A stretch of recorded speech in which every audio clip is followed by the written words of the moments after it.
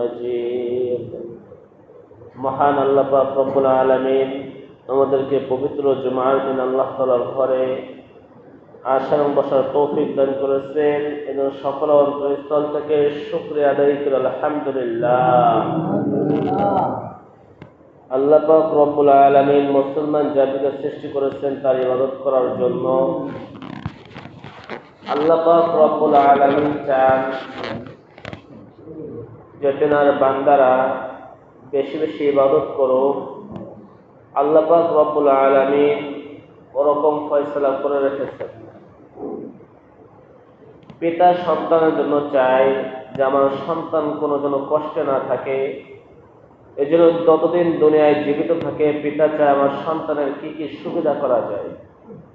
সন্তানের যদি বাড়ি লাগে, সন্তানের যদি গাড়ি লাগে, অর্থাৎ আমার সন্তান যেন কোনো সমস্যায় পড়লে যেন কোনো কষ্ট না হয়, সেই সমস্ত ব্যবস্থা পিতা সর্বদাই করতে থাকে। ঠিক আল্লাহ পাক রব্বুল আলামিন আমাকে আপনাকে সৃষ্টি করেছেন, দুনিয়াতে পাঠিয়েছেন। আল্লাহ তাআলা চান যে আমার বান্দা যেন কোনো বিপদে না পড়ে।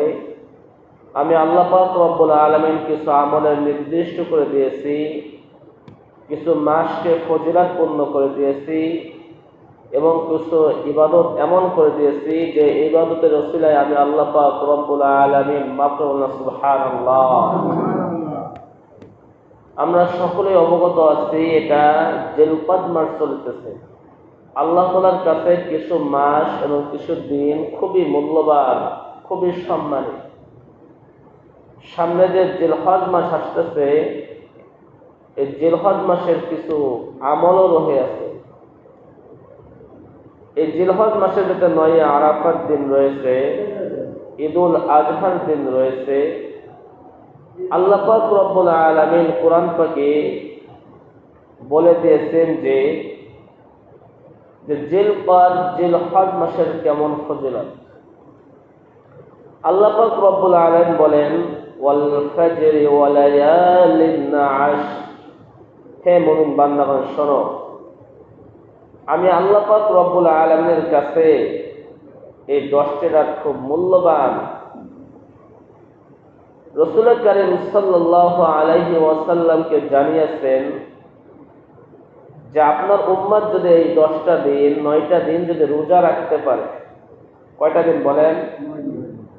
9টা দিন যদি রোজা রাখতে পারে, আল্লাহ পাক রব্বুল আলামিন রাসূলকে জানিয়েছেন তার জীবনের সমস্ত গুনাহ আল্লাহ তাআলা মাফ করুন সুবহানাল্লাহ। এটা কিসের ফজিলত বলেন?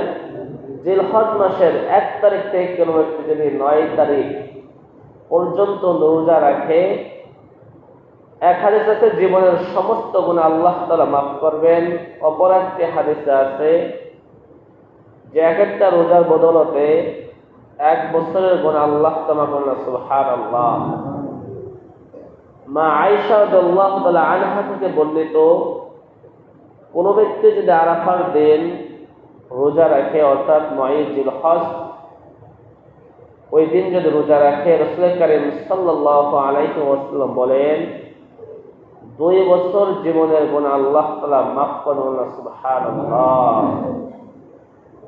আর আমি আপনি যদি রোজা রাখতে পারি, রাসূল কারীম সাল্লাল্লাহু আলাইহি ওয়াসাল্লাম আরেকটা সুসংবাদ দিয়েছেন, যে ব্যক্তি আরাফাতের দিন রোজা রাখবে 1000 দিন রোজা রাখার সব তার আমল নয় লেখেন সুবহানাল্লাহ। তাহলে দেখেন, একটা দিন যদি আমি আপনি রোজা রাখতে পারি, তাহলে একটা রোজার বদলতে কয়টি রোজার সব দেবেন বলেন? 1000 রোজার সব আল্লাহ তাআলা আমাকে আপনাকে দিবেন। এজন্য রাখবো তো ইনশাআল্লাহ। মা বোনদেরকেও বলে দেব যে আরাফার রোজা যেন রাখে, 1 থেকে 9 পর্যন্ত রোজা রাখা উত্তম।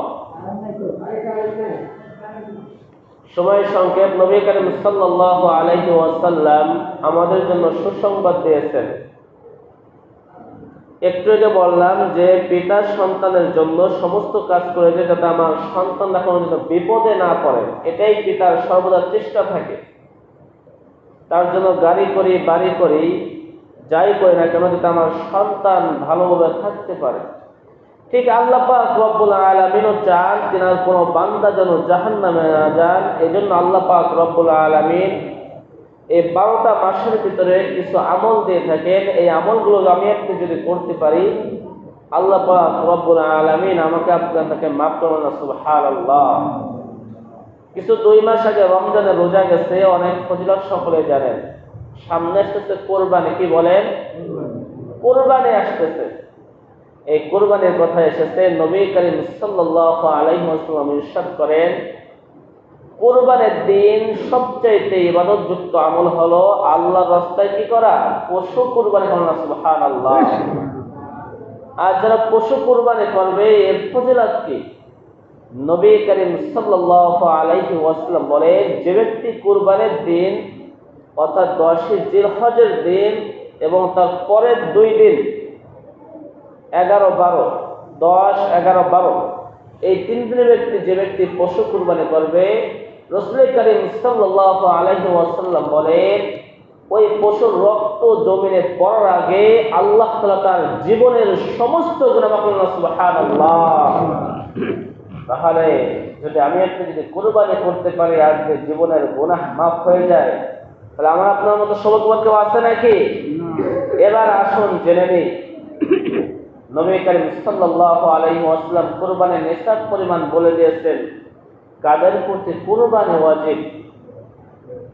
2026 সালের সংখ্যা অনুযায়ী নবী করিম সাল্লাল্লাহু আলাইহি ওয়াসাল্লাম বলেন, যে ব্যক্তির কাছে, একটা সহজ ভাষায় বলতেছে, যে ব্যক্তির কাছে 1,78,000 টাকা অর্থাৎ জিলহজ মাসের 10 তারিখ, 11 তারিখ, 12 তারিখের মধ্যে জমা থাকে, কি বলছে বলেন?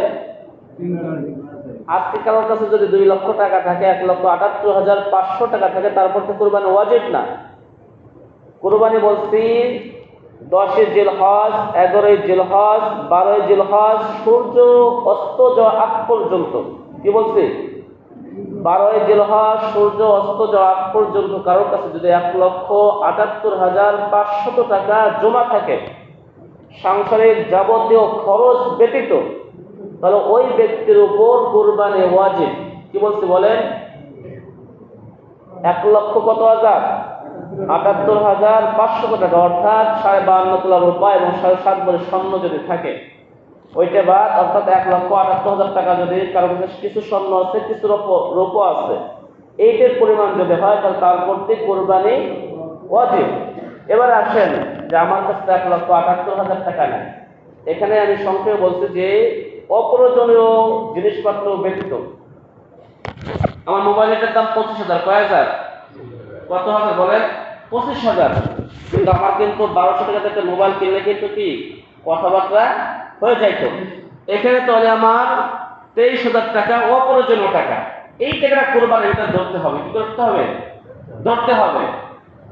আপনার ঘরে টেলিভিশনের প্রয়োজন আছে নাকি? কিন্তু আপনার ঘরে 50,000 টাকার দামের টেলিভিশন আছে, তাহলে টেলিভিশন কি আপনার ওই টাকার ভিতরে গণ্য হবে। অতএব আপনার প্রয়োজনের বাইরে আপনার কাছে 2 সেট পাঞ্জাবি আছে, আরো 20 সেট পাঞ্জাবি আপনার ঘরে রয়েছে, ওইটাও আপনার ভিতরে গণ্য হবে, শুধু কুরবানির ক্ষেত্রে, যাকাতের ক্ষেত্রে না। কি বলছি?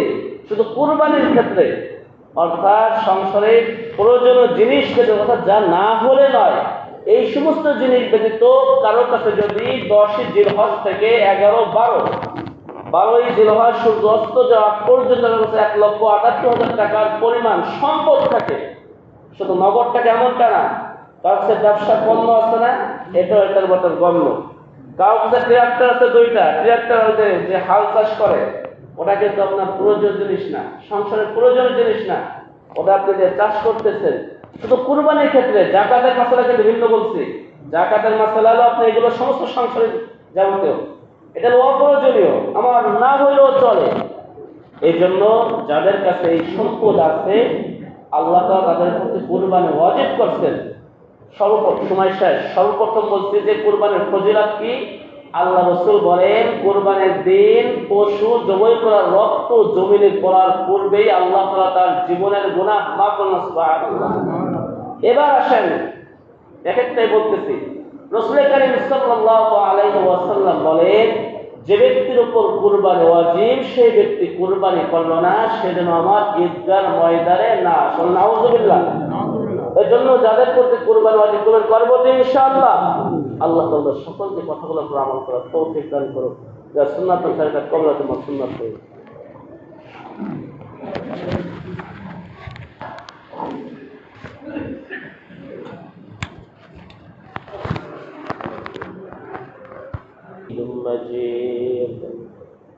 মহান আল্লাহ পাক রব্বুল আলামিন আমাদেরকে পবিত্র জুমার দিন আল্লাহ তাআলার ঘরে আসার এবং বসার তৌফিক দান করেছেন। এজন্য সকল অন্তরস্থল থেকে শুকরিয়া আদায় করি আলহামদুলিল্লাহ। আল্লাহ পাক রব্বুল আলামিন মুসলমান জাতিকে সৃষ্টি করেছেন তার ইবাদত করার জন্য। আল্লাহ পাক রব্বুল আলামিন চান যে তেনার বান্দারা বেশি বেশি ইবাদত করো। আল্লাহ পাক রব্বুল আলামিন ওরকম ফয়সালা করে রেখেছেন। পিতা সন্তানের জন্য